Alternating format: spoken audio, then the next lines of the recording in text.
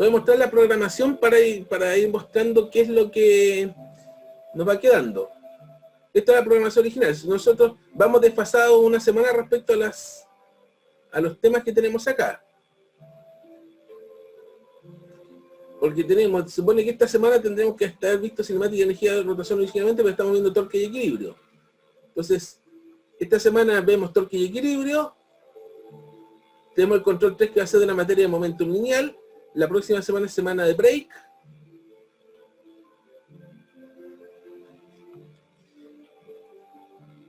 De aquí, la semana siguiente sería primera semana de diciembre, el 1 y el 3 de diciembre veríamos dinámica de rotación, veríamos cinemática y energía de rotación.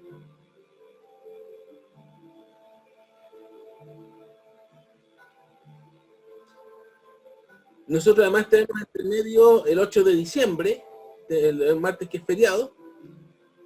Por lo tanto, el tema de dinámica de rotación lo veríamos entre la clase 23 y la clase 24. Creo yo. Y seguramente la clase 25 quedaría como repaso para el certamen 2. Entonces en estos momentos se estaría cayendo con toda certeza oscilaciones y con mucha probabilidad de momento angular. Hay una clase que es la clase 26 que no tengo claro si se va a hacer o no. Y otra clase que el 5 de enero, que tampoco tengo muy claro si se va a hacer o no, que sería casi de repaso para el global, para los que estén dando el global. Esa sería más o menos la situación. Ya pues. Creo que por ahí andaría la cosa. Resumiendo, esta semana estamos viendo torque y equilibrio. El control 3 es de momentum lineal. Después viene la semana de break. Después volveríamos en la primera semana de diciembre, donde veríamos cinemática y energía de rotación. Y dinámica de rotación lo veríamos el 10 de diciembre y el 15. Y probablemente el 17 quede como clase de repaso y consultas para el certamen 2, que es el 18. Ese sería el panorama de aquí a final de semestre. Pues bien, partamos. Torque y equilibrio estático. Al final de la clase vamos a desarrollar este problema clave, que dice acá, este sistema está en equilibrio, la barra rígida es homogénea, de masa 20 metros, largo 3 metros, y puede girar en torno a un soporte fijo en la pared. Suponga que los soportes pueden despreciarse. El extremo de la barra está unido a una cuerda de masa despreciable.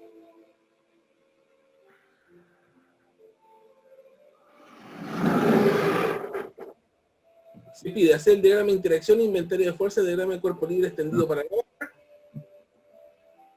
Plantear las ecuaciones de equilibrio para la barra. Calcular la tensión de la cuerda y las componentes horizontal y vertical de la fuerza ejercida por el soporte sobre la barra. Primero vamos a hablar de una serie de conceptos. Primero el concepto del cuerpo rígido. ¿Qué es un cuerpo rígido? Vamos a definir el cuerpo rígido como aquel que no sufre deformaciones por efecto de fuerzas externas. Aquí tenemos un ejemplo. Un cuerpo rígido sería, por ejemplo, una botella dura. Un cuerpo no rígido sería un resorte, por ejemplo. Este concepto es una idealización que se emplea para efectos de estudios de mecánica. ¿Por qué? Porque en la práctica todos los cuerpos se deforman, aunque sea de forma mínima, al ser sometidos al efecto de una fuerza externa. De hecho, existe un capítulo, una temática dentro de lo que es fuerza que se llama esfuerzos, módulo de Young, módulo de Cizalla, que es todo este tipo de cosas, pero eso está contemplado en física 130. ¿Ya? Donde se estudia el efecto de la deformación de cuerpos debido a fuerzas externas aplicadas. ¿Ya? Generar un cuerpo rígido, podemos definirlo también, es uno cuyo sistema se puede tomar como un sistema de partículas cuyas posiciones relativas no cambian. Aquí tenemos las características. Traslación pura, podemos distinguir que este cuerpo tiene traslación pura, o sea, las partículas que la forman realizan la misma trayectoria manteniendo la misma velocidad de aceleración en cada instante. Eso en el caso de que el cuerpo se mueva en traslación pura. Rotación pura sería el caso en que las partículas que lo forman giran en torno al mismo eje de giro con la misma velocidad angular. Y la generalidad de movimientos que también puede hacer, que es un movimiento general que es traslación y rotación. O sea, la inmensa mayoría de los movimientos que puede tener un cuerpo rígido se pueden modelar como una traslación más una rotación.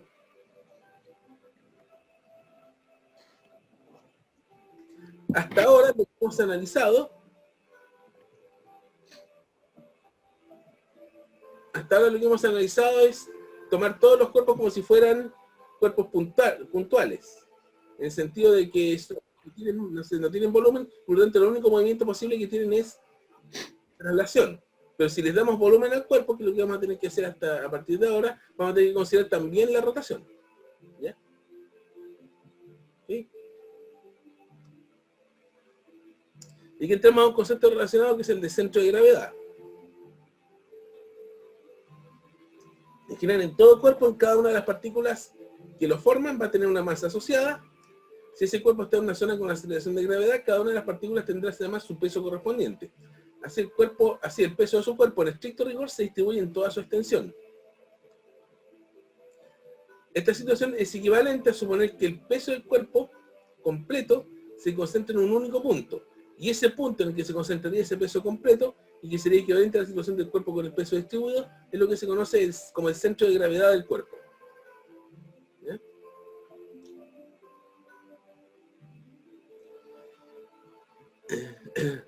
En la semana pasada vimos el concepto de centro de masa, no sé si se recuerdan. Y los conceptos de centro de masa y centro de gravedad se suelen confundir. Aquí vamos a ver la naturaleza de esa confusión. En general, para un cuerpo rígido, la ubicación de centro de gravedad va a ser siempre la misma. Aquí tenemos el tema centro de gravedad de su centro de masa. Los conceptos de centro de gravedad y centro de masa son distintos.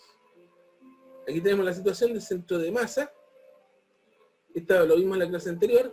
El centro de masa es un promedio ponderado de masas, o sea, es la sumatoria de posiciones horizontales por masas dividido en la sumatoria de masas.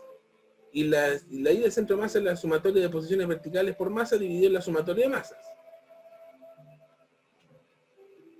Por otra parte, el centro de gravedad es un promedio ponderado de pesos. Es un promedio ponderado de multiplicaciones de masa por la aceleración de gravedad. O sea, la sumatoria de la coordenada correspondiente por la masa por el centro de gravedad de cada partícula está dividido por la suma de la masa por la gravedad.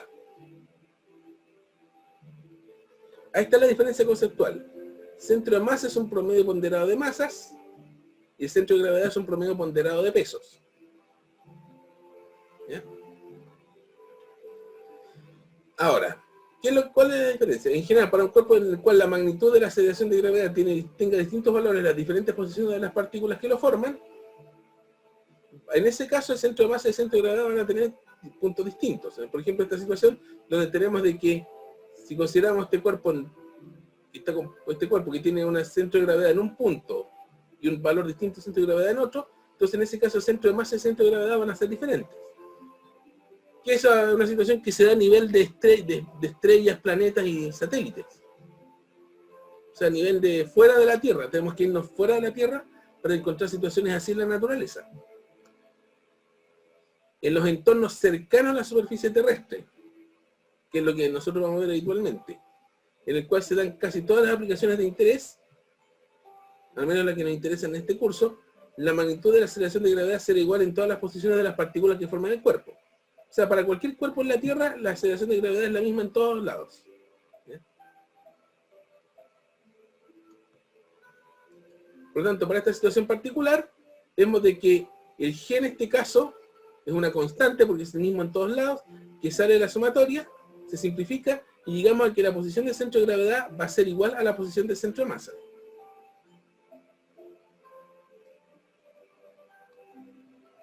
Así, podemos decir que en el entorno cercano a la superficie terrestre, el centro de gravedad y el centro de masa coinciden en el mismo punto. No son lo mismo, sino que para la situación particular del entorno de la superficie terrestre, donde la aceleración de gravedad es la misma en todos lados, van a coincidir en el mismo punto. Dado lo anterior, en esas condiciones, o sea, entorno cercano a la superficie terrestre con aceleración de gravedad igual en todos lados, se puede hablar indistintamente de centro de gravedad y centro de masa para referirse a lo mismo, aunque en estricto rigor sean dos conceptos distintos. Centro de gravedad y centro de masa y centro de gravedad no son lo mismo, pero para el caso particular de la Tierra coinciden en el mismo punto.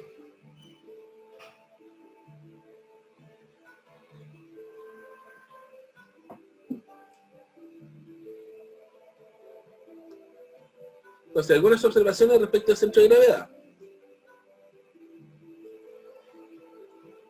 Primera observación de que el eje de giro natural de todo cuerpo pasa por su centro de gravedad. ¿Qué quiere decir eso? Que si un cuerpo se deja rotar libremente, o sea, sin forzar un eje de giro determinado, que por ejemplo lanzando al aire, este girará en torno a un eje que va a pasar por su centro de gravedad. Y lo segundo, si un cuerpo se mueve con rotación y traslación simultáneas, su centro de gravedad se va a mover con traslación pura. ¿Ya? Y segunda observación importante, el centro de gravedad va a ser el punto de aplicación del peso del cuerpo. Entonces aquí tenemos los centros de gravedad en algunos cuerpos. Por ejemplo, tenemos para un bate de béisbol, una pelota, para una placa triangular, para un cono, para una esfera. Y para diferentes tipos de barras. En general, podemos decir que para un cuerpo homogéneo o uniforme, completamente construido con un único material de densidad constante, su centro de gravedad va a coincidir con su centroide o centro de simetría. Por ejemplo, el caso típico de la barra, el centro de gravedad va a estar justo en la mitad. Y después de esta primer paréntesis vamos a ver cuál es el tema de las rotaciones. ¿Quién es el que produce las rotaciones? En general podemos decir que para abrir una llave de agua, para hacer girar un destornillador o una llave de cruz, uno aplica lo que se llama un par o cúpula de fuerzas. Aquí se nota, tenemos aquí dos fuerzas que provocan un giro. La fuerza de la cúpula, que articula, tienen igual magnitud, son antiparalelas, es decir, igual dirección y sentido opuesto, y no son colineales, o sea, se aplican al mismo cuerpo pero en diferentes puntos, no sobre una misma línea. Esas dos fuerzas son las que provocan un giro. Por lo general, si se produce una rotación, hay una cúpula, una dupla de fuerza responsable de ella. Cúpula significa dupla de fuerzas, como se aprecia acá. Ahora, ¿qué ocurre en situaciones como las mostradas abajo, donde tenemos una manilla, una llave inglesa o esta llave con una llave de este tipo, en las cuales donde aparentemente la rotación es causada por una única fuerza? También existe una cúpula de fuerzas acá, con la diferencia que una de las fuerzas de la cúpula está escondida aplicada directamente al eje de giro. ¿Qué es lo que sucede acá? De que la persona aplica una fuerza F a la puerta, lo podemos ejemplificar acá, la puerta aplica o transmite esa misma fuerza F a las bisagras de la puerta, y la bisagra reacciona aplicando una fuerza igual y opuesta a menos F por acción y reacción. Y ahí tenemos nuestra cúpula de fuerzas que provoca el giro. ¿Ya? Entonces por ahí tenemos la puerta sometida a una cúpula de fuerzas, la F y la menos F. Ahora, vamos a empezar a analizar giros, rotaciones, pero tengo que considerar las partes esenciales de un giro, que son tres. Una fuerza aplicada, un eje de giro, en este eje de giro es donde se aplica la reacción de esta, la que forma la cúpula con esta, y la distancia entre el eje de giro y la posición de aplicación de la fuerza, que es lo que se suele conocer como brazo de palanca. Aquí está la definición de brazo de palanca, es la distancia entre el eje de giro y el punto de aplicación de la fuerza. Y aquí empezamos a explicar el concepto de torque. Estamos llegando al concepto de torque. Siempre que se produce una rotación en fuerzas implicadas, estas fuerzas producirán un torque que en diversos libros se suele denominar torca, momento de torsión o momento de rotación sobre el cuerpo. Estos son los diferentes nombres con que se conocen en la literatura del torque. Y podemos decir que el torque será análogo a la fuerza para el movimiento rotatorio. Tal como las fuerzas producen aceleración lineal, el torque va a producir lo que se llama aceleración angular. ¿Qué variables influyen en el torque? El torque en general va a depender de la magnitud de la fuerza, F, que es el vector de fuerza aplicada, la magnitud de este vector R, que es lo que vamos a llamar el vector brazo de palanca, que es un vector que va a partir en el eje de giro y va a terminar el punto de aplicación de la fuerza y cuya magnitud es el brazo de palanca, y este ángulo θ, que es el ángulo mínimo entre los vectores R y F. Esas son las variables que influyen en el torque. Estamos viendo los casos. Caso 1, si la fuerza es perpendicular al brazo de palanca, en este caso el torque va a ser igual al producto de la magnitud de la fuerza por la magnitud del brazo de palanca. En general, se puede lograr el mismo torque, eso lo observamos acá, por medio de una gran fuerza con un brazo de palanca pequeño, o con una fuerza pequeña con un brazo de palanca grande. En este caso el torque es F por D, y en este caso, si aplicamos una fuerza F medios con un brazo de palanca 2D, vamos a tener F medio por 2D, F por D. O sea, tenemos el mismo torque en estos dos casos. Ejemplo, de esto tengo video, el torque de una puerta. Si aplicáramos la fuerza F lejos de los goznes de las bisagras, con la manilla de la puerta, que por algo se coloca en esa posición, la puerta se va a abrir con facilidad. Si le aplicáramos en el medio de la puerta, también se abre, pero con menos facilidad. Eso significa que necesitaríamos aplicar una fuerza mayor para abrir la puerta. Si la aplicáramos muy cerca de las bisagras, se abre dificultosamente, porque ahí necesitaríamos aplicar mucha fuerza. Es cosa que ustedes hagan el experimento con una puerta. Aquí llegamos al caso 2. Una fuerza aplicada al eje de giro,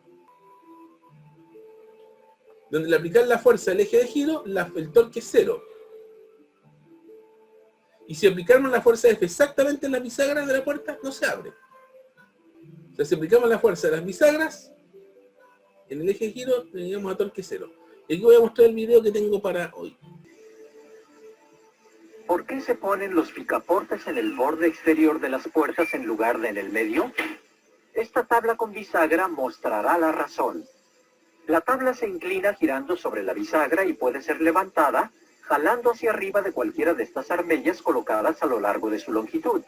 Si jalamos hacia arriba de la armella con un dinamómetro para medir la fuerza necesaria para levantar la tabla en cada caso, ¿cuál armella requerirá la mayor fuerza?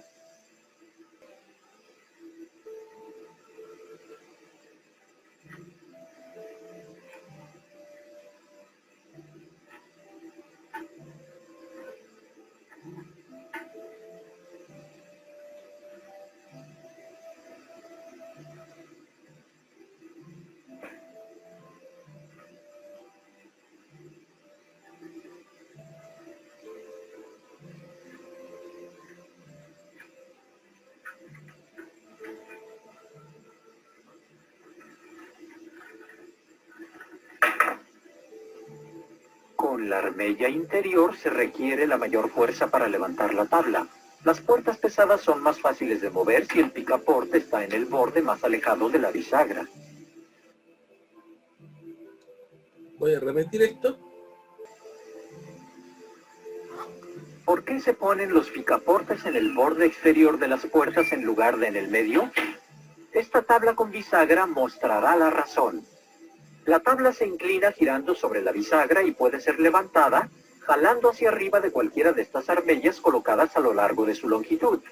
Si jalamos hacia arriba de la armella con un dinamómetro para medir la fuerza necesaria para levantar la tabla en cada caso, ¿cuál armella requerirá la mayor fuerza?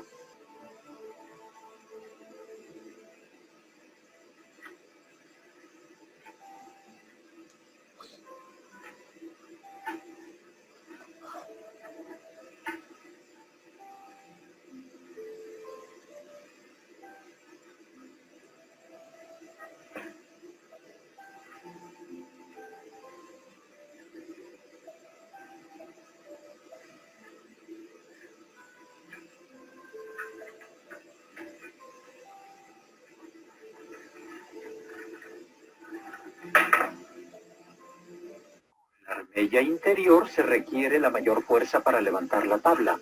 Las puertas pesadas son más fáciles de mover si el picaporte está en el borde más alejado de la bisagra. Estamos en el caso 2, fuerza aplicada al eje de giro, torque 0. Tenemos un tercer caso donde también tenemos torque 0, que es el caso de una fuerza y un brazo de palanca con igual dirección. O sea, que puede ser paralelo o antiparalelo. En ambos casos el torque es 0. Eso sería el equivalente a tratar de abrir la puerta tirando la perilla hacia un costado, porque con eso se aplicaría una fuerza paralela al brazo de palanca que no produce torque. Eso es como tratar de abrir la puerta empujándose a un costado. O sea, puedo echarme la perilla, pero no voy a lograr hacer girar la puerta, claramente. Y aquí con esto podemos ver el caso general, y con un ángulo θ que no es ni perpendicular ni paralelo. Donde vamos a tener una componente de fuerza F paralela a R y otra componente perpendicular a R de esta fuerza. Tenemos un caso que es F coseno, el otro es F seno, y el torque neto sería la suma de estos dos torques, del torque del paralelo y el torque perpendicular. El torque de la fuerza paralela sería 0 por caso 0, o sea, esta fuerza azul no hace torque. Y la perpendicular haría torque. Y el producto sería la magnitud del brazo de palanca por la magnitud de esa componente, que sería F por seno de teta. Por lo tanto, el torque neto sería R por F por seno de teta, que sería, que si recuerdan, vectores va a ser el valor absoluto o la magnitud del vector producto cruz entre el brazo de palanca y la fuerza. Ahora, ¿cuál sería la definición vectorial formal de torque? La podemos ver acá. El torque es un vector definido como el producto cruz o vectorial entre los vectores R, que es el brazo de palanca, y F, que es la fuerza aplicada, y cuya magnitud sería brazo de palanca por magnitud del brazo de palanca por la fuerza por seno del ángulo mínimo entre los dos. Unidad de torque es Newton por metro. Creo que esto lo señalé en su momento cuando vimos energía, de que para efecto de torque el Newton por metro lo vamos a trabajar como Newton por metro. Al hablar de trabajo de energía vamos a llamamos Joule a esta combinación, pero el torque no es trabajo de energía, por lo tanto, aunque vamos a hablar aquí en estos Newton por metro, no vamos a hablar de Joules acá. El torque lo vamos a trabajar en Newton por metro. De hecho, el torque y la energía tienen dimensiones similares, dimensionalmente son similares, pero hay una diferencia. El trabajo y la energía son escalares, mientras que el torque es un vector. Ejemplo.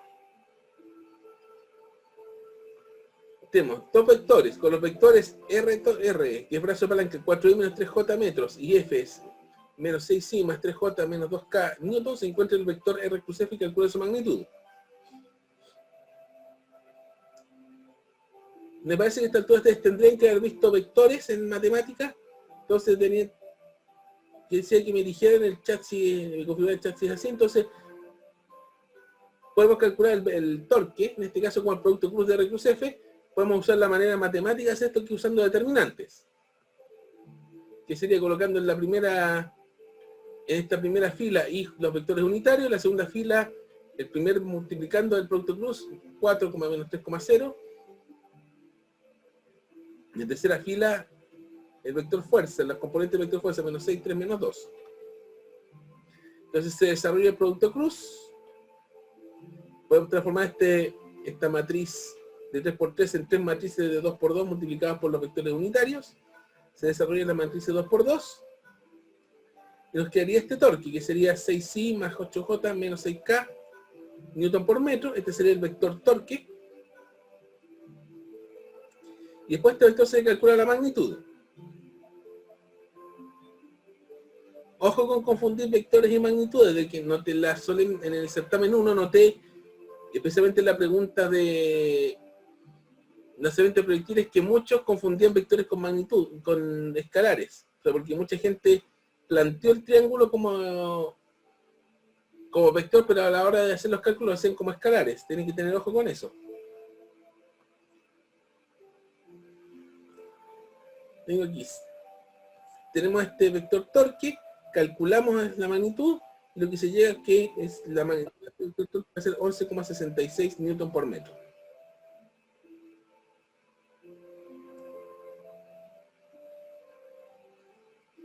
Ok. ¿Cómo vamos hasta acá? Quiero que me digan. Ahora, respecto a la dirección del vector torque, para el vector torque, debido a que está originado a partir de un producto cruz, el torque va a ser perpendicular al brazo de palanca, va a ser perpendicular a la fuerza. Como se aparece acá.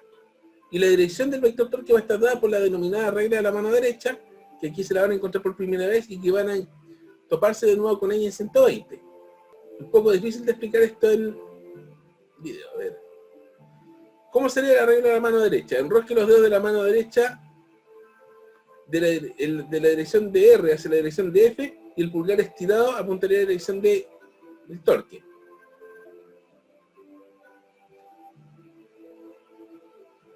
Entonces sería, aquí está ilustrado. Supongamos que este vector R apunta en esa dirección, la fuerza se aplica hacia afuera de la página, entonces ese vector R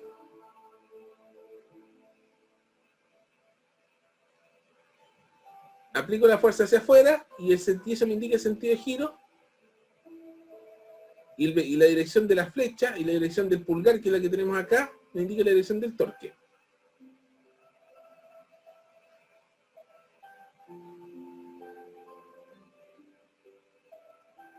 Existe otra manera de ver esto de la regla de la mano derecha. Ahora, convenio de signos.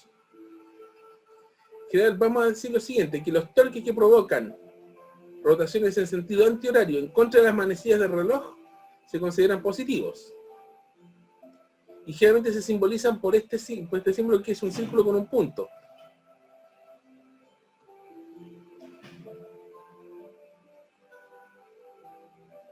En este caso tenemos un torque que lo que hace es hacer que esta barra se mueva en contra de las manecillas del reloj. En los mismos casos. Por el contrario, los torques que provocan rotaciones en sentido horario, o sea, a favor de las manecillas del reloj, se consideran negativos y se representan por un círculo con una cruz. O sea, el punto representa una dirección de torque que sale de la figura, sale del plano de la figura, del plano del computador, en este caso de la pantalla, y este entra en el plano de la pantalla.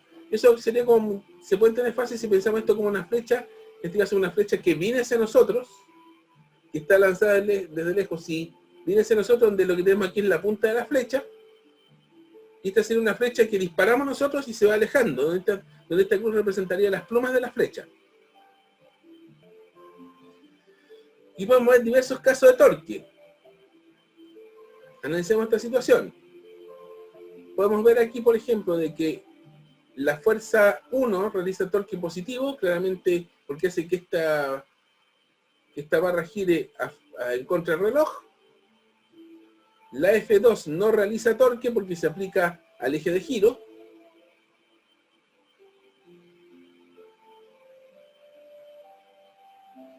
La F3 y la componente paralela de F4 no realizan torque porque son fuerzas que tienen igual dirección que el brazo de palanca. Y la componente perpendicular a F4, realiza torque negativo, o sea, hace que este gire a favor de las manecillas del reloj. ¿Bien?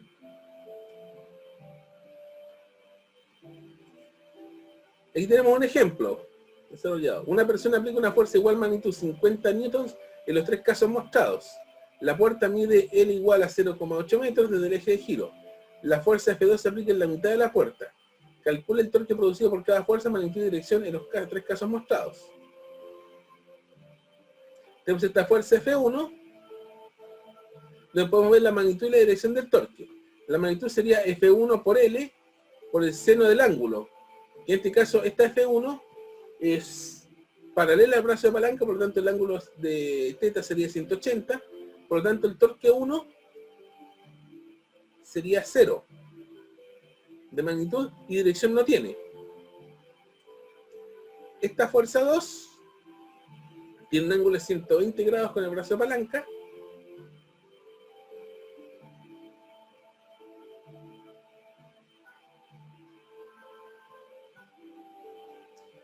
Se aplica en la mitad de la barra, entonces tenemos que la fuerza 2 por L medio por seno de 120.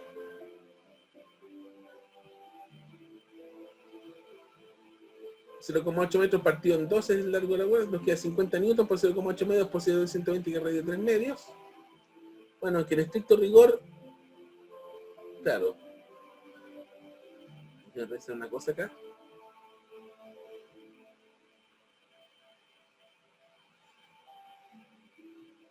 Esta sería la fuerza. La fuerza se define desde aquí, entonces esto sería 120 grados, por lo tanto está bien. Al operar esto nos va a dar 10 raíz de 3 newton por metro, o 17,32 newton por metro, y como esto gira a favor del reloj, la dirección sería saliente, con un punto. ¿Ya? ¿Por qué F2 es L medios? No, F2 no es L medios, F2 por L medios. Porque la F2 es 50 newtons. Resulta que esa fuerza F2 se aplica en la mitad de la puerta, por eso el brazo de palanca es L medios. F2 no es L medios, es que lo dije. No está bien. F2 no es L medio, sino es 50 newton y el brazo de palanca, como se aplica en la mitad, es L medios.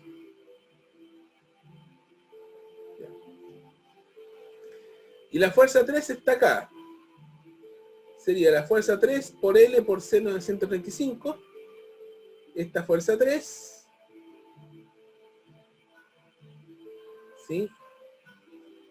Podemos dibujarla acá nomás. Por lo tanto, este ángulo sería 45 grados.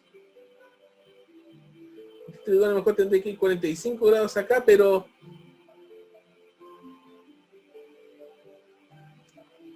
seno de 135 y seno de 45 es lo mismo, matemáticamente es lo mismo. 50 newton por 0,8 metros por raíz de 2 medios, y eso nos va a dar 20 raíz de 2, que sería 28,28 newton por metro. Y como este sentido de giro va a favor de las manecillas del reloj, tiene dirección entrante.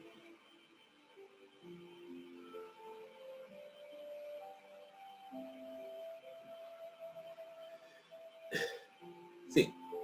Como pregunta Vicente, entonces dependiendo de dónde se aplique la fuerza, se divide por el tramo donde se aplique la fuerza. O sea, más que por el tramo, ¿cuál es el brazo de palanca? O sea, el brazo de palanca, acuérdate que es del eje de giro, que en este caso es el pivote, hasta el punto donde se aplica la fuerza. Y aquí el punto donde se aplica la fuerza es en la mitad de la barra.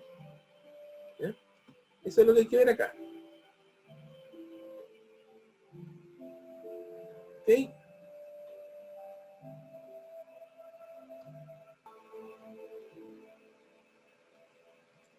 Un momento.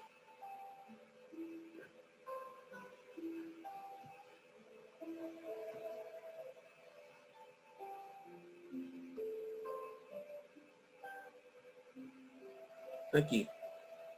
La fuerza F3, acción en el coseno. La fuerza F3.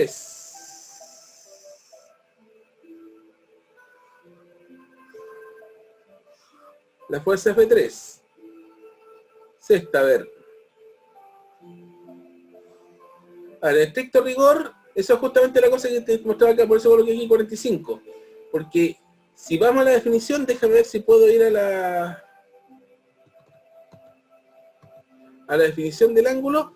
El ángulo que definimos θ está respecto a esta horizontal de acá.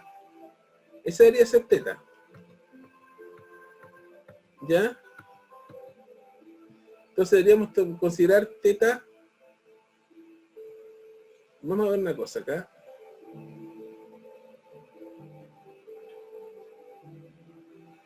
θ se define, si este es F3, parece que la diapositiva no estaba mala, ahora que estoy viendo.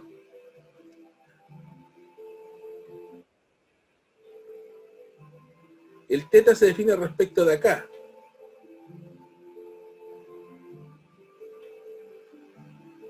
Hasta aquí se define θ, por lo tanto en estricto rigor está bien en 135 grados. Se define a partir de esta línea hacia arriba. Entonces esa definición de 135 grados está correcta.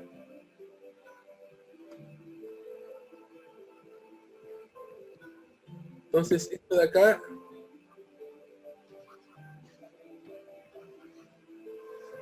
parece que tiene que ser 135, efectivamente. Por lo tanto, está bien esto de L seno 135 porque el ángulo θ que corresponde aquí es 135. Ahora en la práctica matemáticamente da lo mismo porque 135 y 145 son lo mismo. ¿Ya?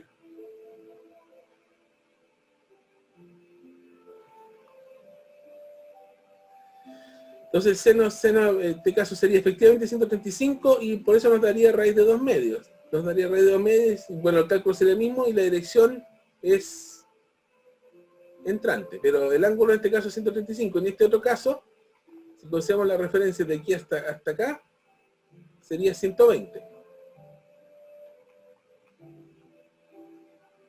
¿Ok?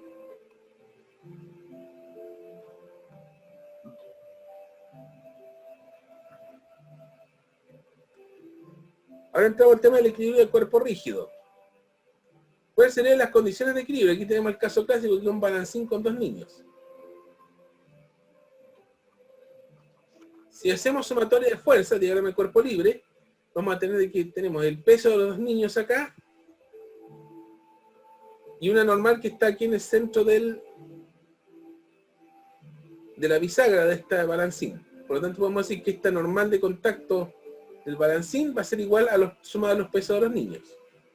Aquí estamos suponiendo que esta barra es de masa despreciable, ¿ya? Para efecto de simplicidad. Con esto alcanza. No basta, porque ¿qué pasa si la niña se mueve hacia adelante o el niño se mueve hacia adelante? Aquí tenemos una ecuación, pero tenemos dos incógnitas acá. Supongamos que no conocemos ni P1 ni P2. Necesitamos generar otra ecuación más para poder determinar esto completamente. Aquí tenemos lo que se llama el diagrama de cuerpo libre extendido. Tenemos la normal, el peso, y podemos hacer una ecuación de equilibrio de torques acá. En este tipo de situaciones de equilibrio tenemos que considerar dos equilibrios: equilibrio de fuerza y equilibrio de torque. En este caso, si vemos torque con respecto a este punto central, esta normal no hace torque. Esta fuerza P1 va a ejercer un torque en ese sentido, que vamos a llamarlo torque 1.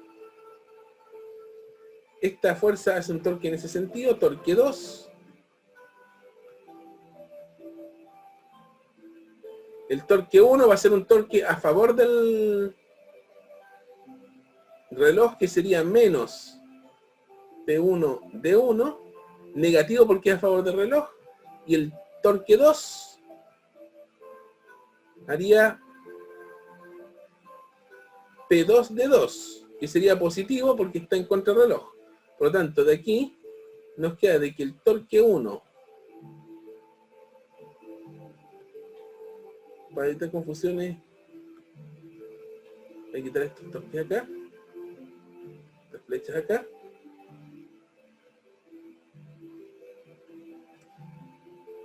más el torque 2 va a ser igual a 0, por lo tanto vamos a tener menos P1 de 1 más P2 por D2 igual a 0, y de ahí se llega a esa expresión.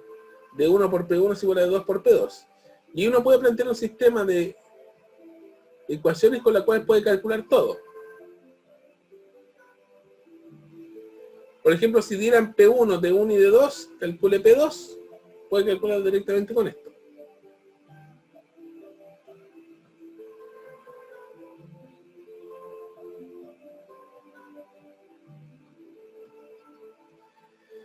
Vamos a ver algunos ejemplos de esta idea. En este caso simple, hay que plantear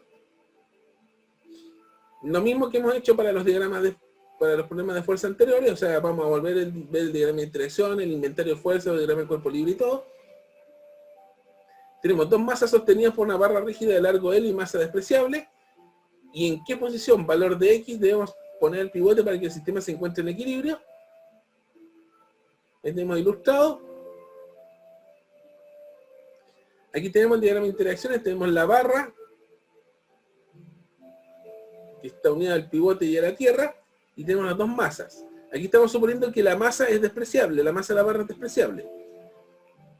Y el inventario de fuerza sobre la barra va a ser la fuerza de contacto de la masa M sobre la barra, que sería su peso, el peso de la barra del cuerpo M minúscula, la fuerza de contacto de M sobre la barra, que sería 2mg, y la fuerza de contacto del pivote sobre la barra. Tendríamos esas tres.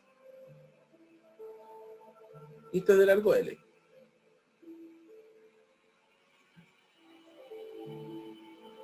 Entonces podemos establecer el diagrama de cuerpo libre. Tenemos mg, 2mg y la fuerza de la barra. Por equilibrio de fuerzas podemos ver claramente de que la fuerza de la barra va a ser mg más 2mg igual a 3mg. Si hacemos equilibrio de torque con respecto al pivote, vamos a tener lo siguiente acá.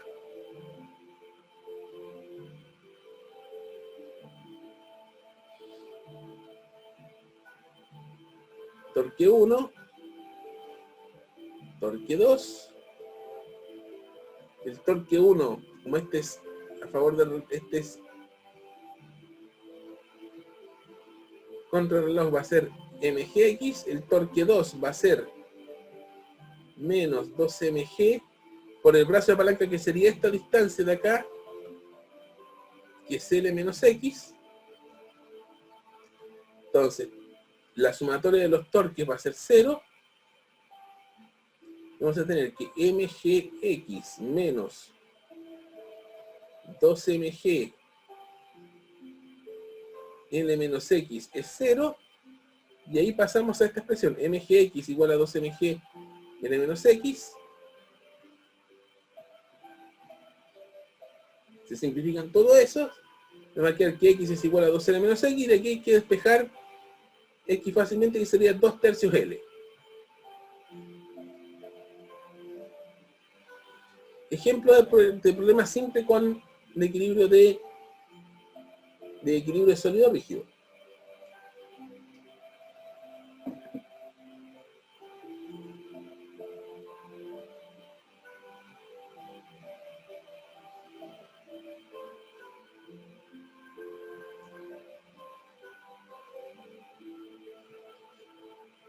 Torque. ¿Cómo sé en qué dirección va? Porque los dos van hacia abajo, no. Tienes que fijarte no si va hacia abajo o hacia arriba, sino si va a favor del reloj o contra el reloj. Este torque 1 va contra la manecilla del reloj, por lo tanto es positivo. Hacia de que esta barra gire contra la manecilla del reloj. Este torque va a favor de la manecilla del reloj y por lo tanto es negativo. Voy a anotar esto acá.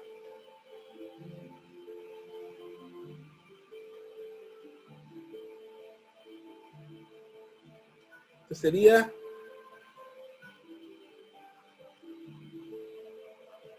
este va contra el reloj y el T2 va a favor del reloj. Eso es lo que tienen que... No piensen en términos de torque hacia abajo, torque hacia arriba. Piensen torque en contra del reloj, torque a favor del reloj. Torque en contra del reloj es positivo, torque a favor del reloj es negativo.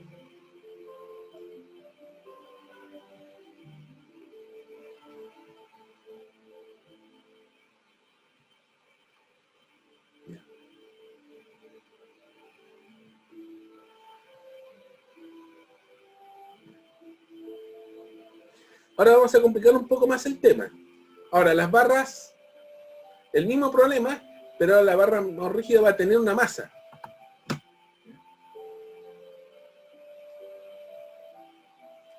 Es una barra rígida homogénea de largo L y masa 2m. Homogénea quiere decir que el peso se aplica en la mitad.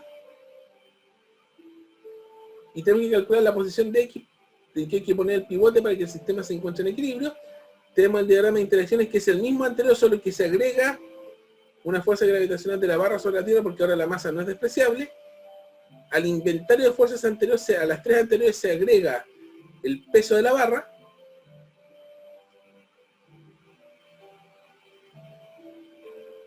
Entonces, del diagrama de cuerpo libre anterior tenemos las mismas tres fuerzas anteriores y se agrega este peso de la barra, que está ubicado en la mitad de la barra.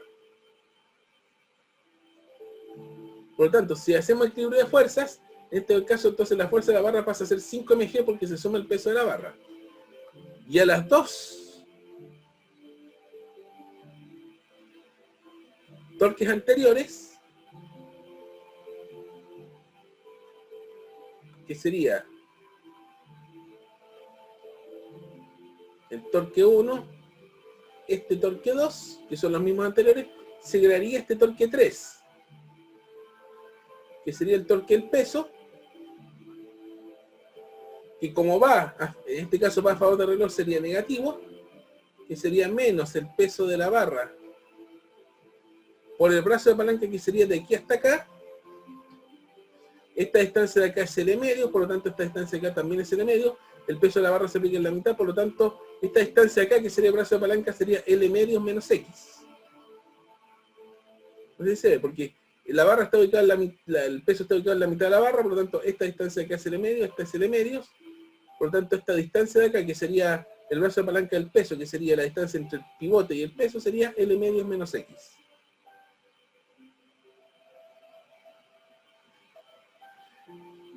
Se suman los torques igual a 0 y llegamos a esta expresión. Aquí vemos que se simplifican los mg. Se desarrolla esta ecuación. Y esto nos lleva a que el X en este caso pasa a ser 3/5 L.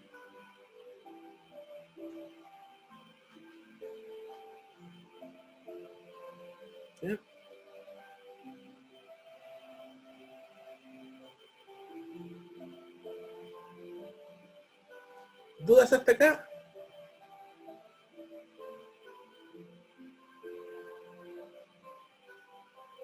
¿Dudas hasta acá?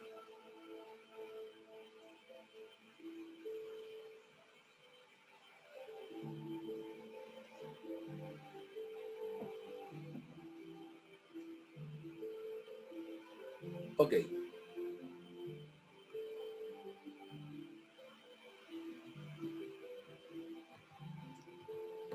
Aquí podemos ver los pasos generales para el modelo del equilibrio.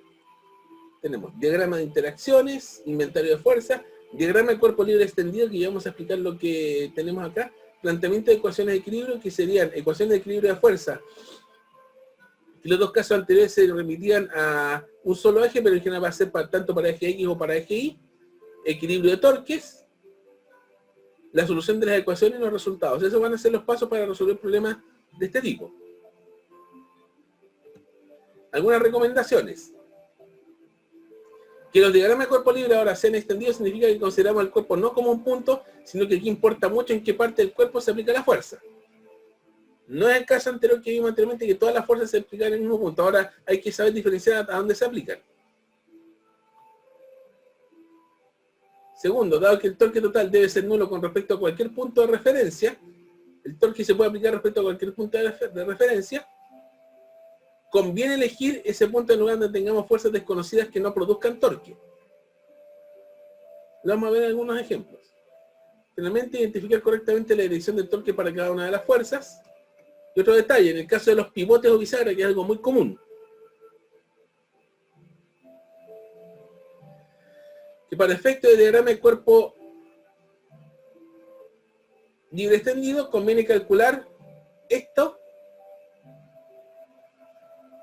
Conviene dividirlo en una fuerza, una componente horizontal y una vertical.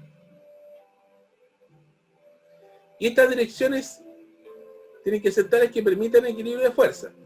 Existen algunos problemas donde algunas de estas direcciones se pueden deducir fácilmente de la situación, pero también existen otros donde uno no puede definirlo claramente, donde uno no podría decir a priori si la fuerza va hacia arriba o hacia abajo. Entonces lo que uno tiende a hacer es decir, ya, vamos a suponer que va hacia arriba, y vamos a hacer todos los cálculos suponiendo que va hacia arriba. Si al final, al llegar a calcular esta componente, da positiva, quiere decir que era la dirección correcta. Y si da negativa, quiere decir que era la contraria. Pero nada más.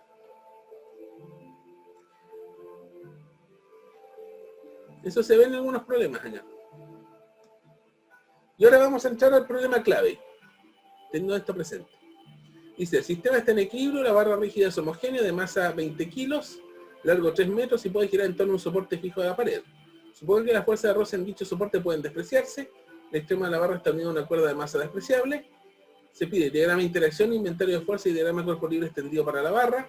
Plantea las ecuaciones de equilibrio para la barra y calcula la tensión de la cuerda y las componentes de la fuerza ejercida por el soporte sobre la barra.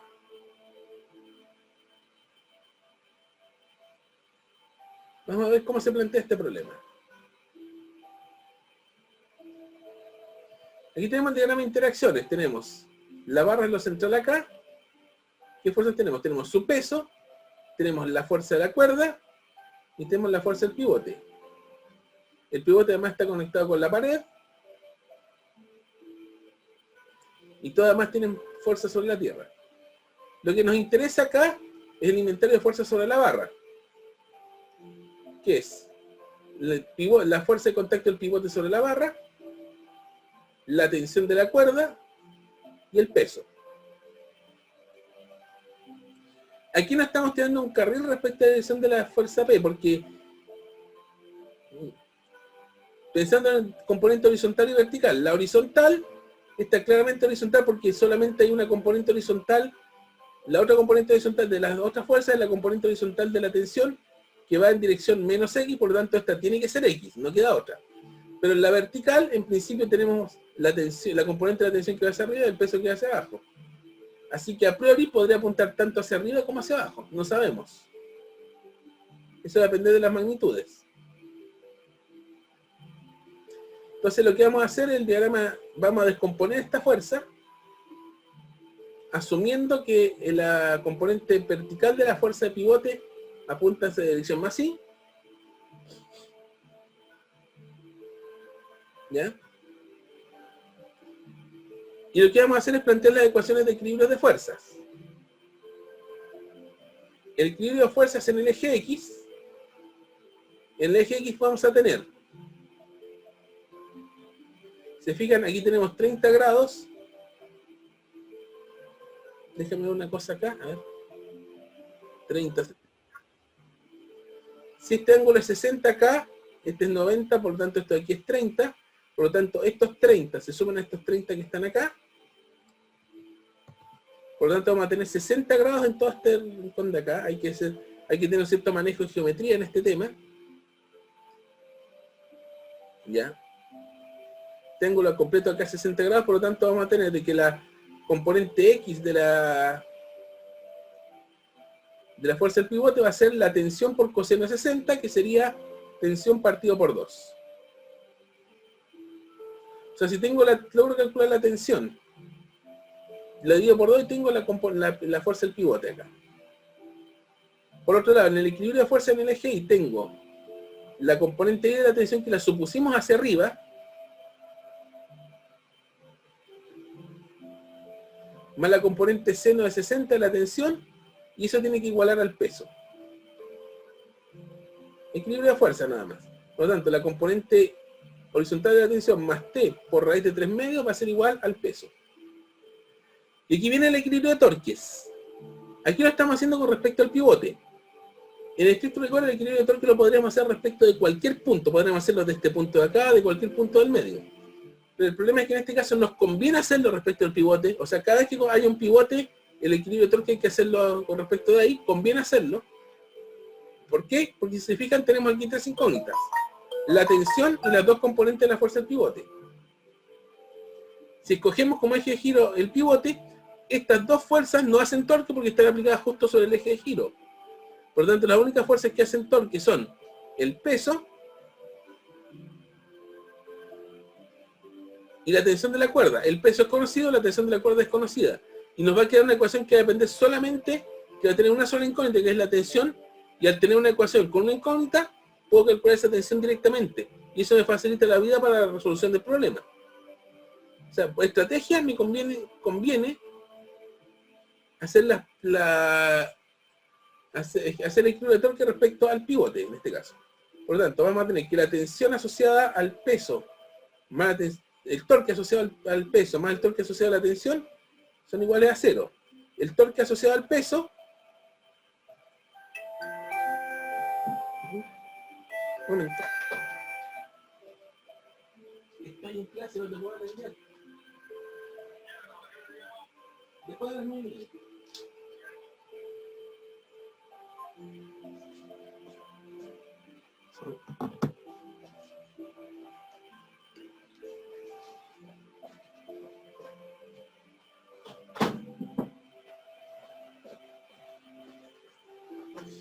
Ya, disculpen, una llamada. ¿Cómo formar las ecuaciones 1 y 2? Explico de nuevo las ecuaciones 1 y 2. Equilibrio de fuerza en el eje X.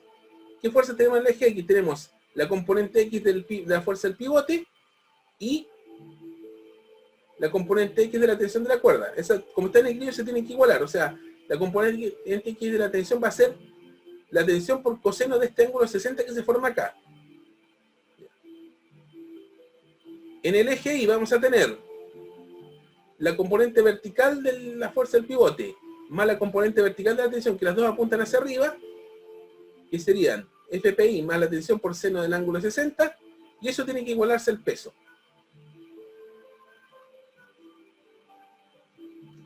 Seno 60 raíz de 3 medios, entonces tenemos esta segunda ecuación. Y en el equilibrio de torque tenemos que el torque del peso, que en este caso sería, como este tiende a provocar un torque a favor del reloj, por tanto es negativo, este ángulo 60 se repite acá, y sería menos mg por seno de 60, por el brazo de palanca, como este es el peso y esta es una barra homogénea, está aplicado a la mitad, por L medios.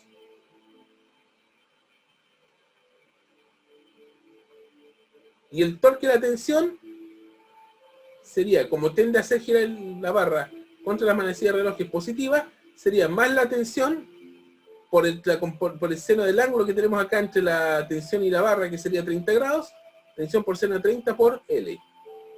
y el brazo de palanca porque se aplica en el extremo de la barra. Entonces nos quedaría la siguiente igualdad. mg por seno 60 por L medios es igual a la tensión por seno de 30 por L. Y nos queda esa igualdad.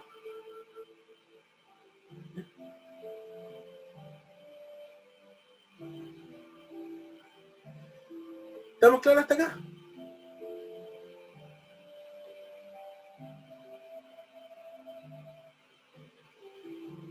Ok.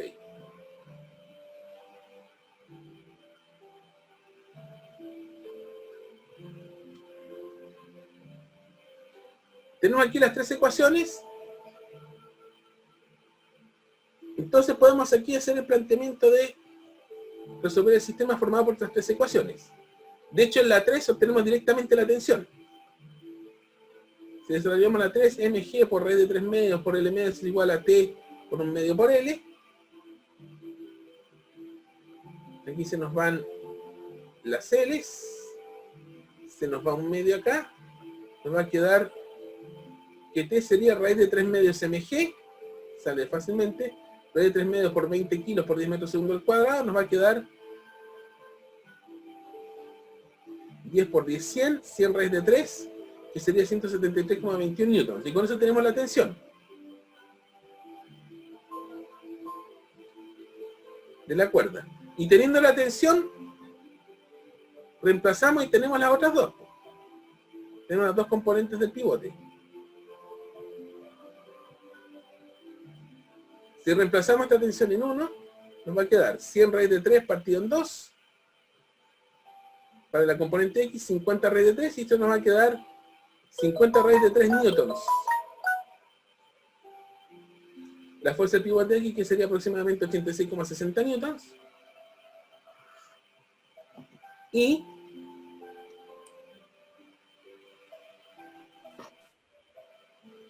finalmente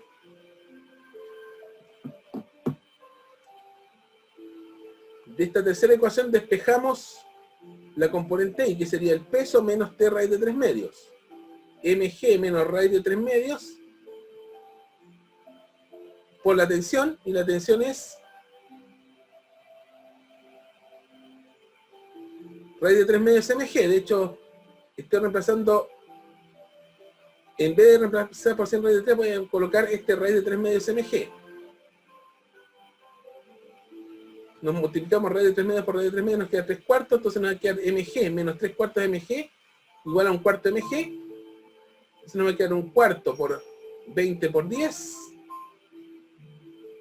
Lo que nos quedaría es que la componente I de la fuerza del pivote es 50 newtons. Y como esta fuerza está mayor que 0, está positiva, se confirma efectivamente que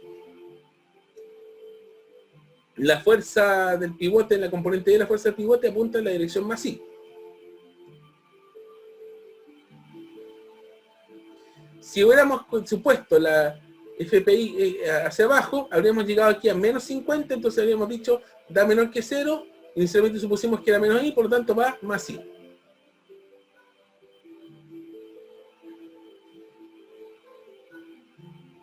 Y en último alcance, si quisiéramos calcular la fuerza del pivote total,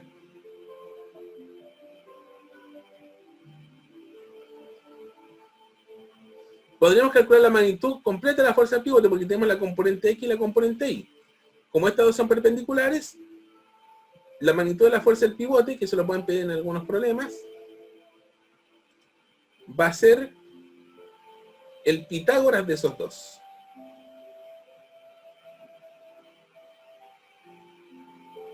Si es que nos piden eso, que la magnitud total de la fuerza del pivote, podemos calcular las dos componentes y después sacar el Pitágoras de los dos. ¿Ya?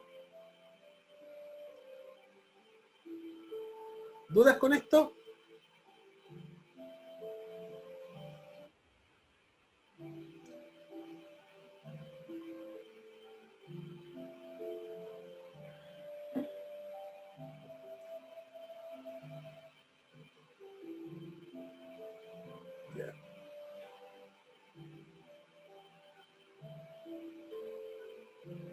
Entonces lo que vamos a desarrollar en la próxima clase son problemas. Por ejemplo, aquí tenemos los problemas que tenemos contemplados para el próximo jueves. construir modelos, problema 2, problema 3, son todos del mismo tipo. ¿Ya? Esos son los problemas que tenemos contemplados para el jueves. Mi idea es hacer 4 o 5 tal como lo hemos hecho anteriormente. Sobre un cuerpo de masa de 20 kilos que se mueve sobre una superficie horizontal sin roce, actúa una fuerza de magnitud constante F que forma un ángulo de 30 grados con la dirección del movimiento del cuerpo. Al pasar por el punto A, su rapidez es 3 metros partido por segundo. Al pasar por el punto B, ubicado 5 metros más adelante, su rapidez es 6 metros partido por segundo. Usa el teorema de trabajo de la energía cinética para calcular el trabajo neto realizado por el cuerpo entre los puntos A y B y calcula F. Entonces la situación que tenemos es la siguiente, a ver. Voy a dejar que el cuerpo, supongamos que este es el cuerpo.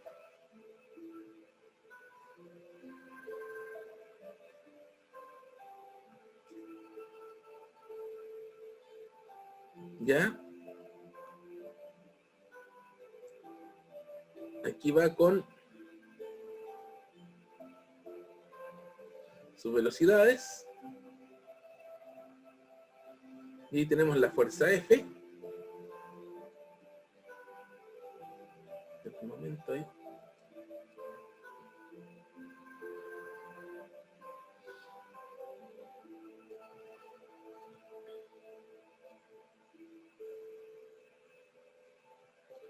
...30 grados, esa F no me gustó como quedó.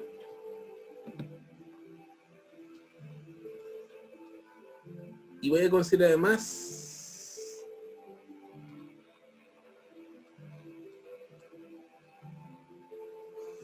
esa distancia D. Es B1, B2.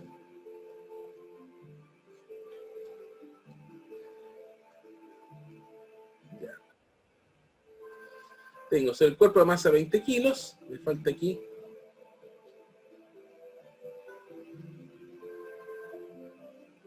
Masa.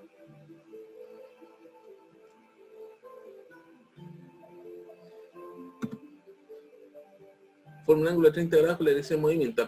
Al pasar por el punto A, su rapidez es de 3 metros partido por segundo. Su rapidez es 6 metros. Entonces aquí tengo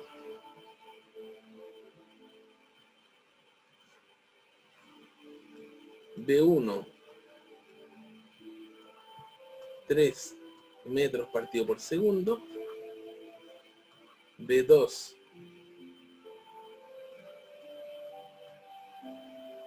6 metros partido por segundo.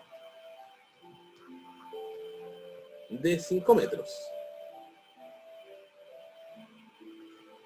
Entonces vamos a tener de que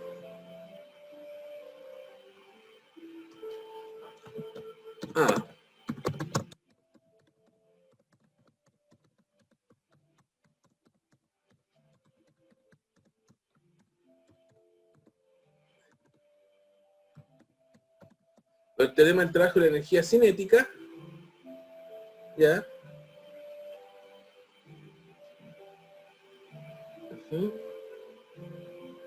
Vamos a tener que el trabajo neto, que sería el trabajo de la fuerza F, sería energía cinética final menos energía cinética inicial. La energía cinética final es un medio de la masa por la velocidad 2 al cuadrado menos un medio de la masa por la velocidad 1 al cuadrado.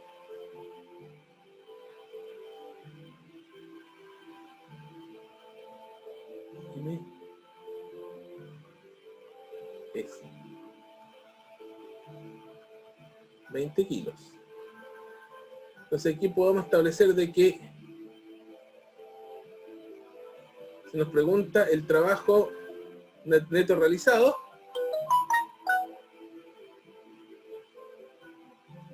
que sería, se puede incluso hacer una factorización, un medio de la masa por velocidad 2 al cuadrado menos la velocidad de 1 al cuadrado, que sería un medio de 20 kilos por 6 al cuadrado, que la velocidad final menos la velocidad inicial 3 al cuadrado, metro cuadrado segundo al cuadrado, 10. Por lo tanto, el trabajo neto, que sería en joules, sería 10 por c al cuadrado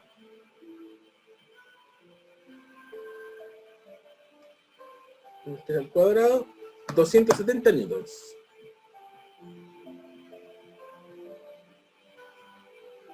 Joules, quiero decir. Trabajo neto, 270 joules. Y el B, calcule F,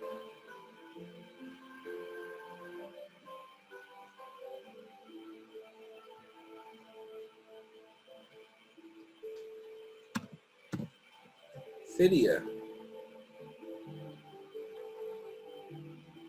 el trabajo neto, que sería igual al trabajo de la fuerza F. El trabajo de la fuerza F sería F por seno de 30, por coseno de 30, quiero decir, porque este caso es coseno de 30,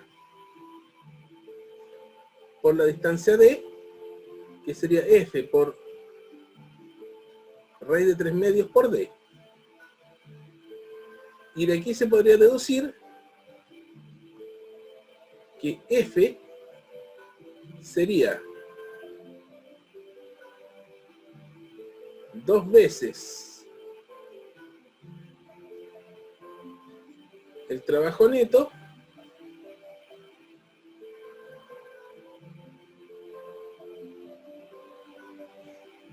partido en raíz de 3 por la distancia D. El trabajo neto sería 2 por 270 joules partido en raíz de 3 por 5 metros.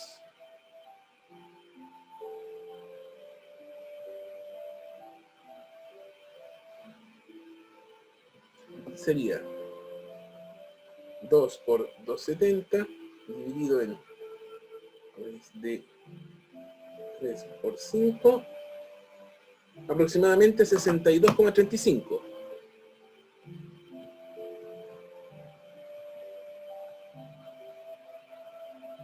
¿De dónde salió eso? ¿A qué te refieres tú con eso, Catalina?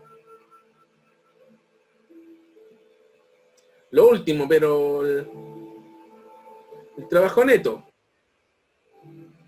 Lo último te refieres a cómo sacó la fuerza. El trabajo neto es el trabajo de la fuerza F. El trabajo de la fuerza F es, como trabaja solamente la componente paralela al plano,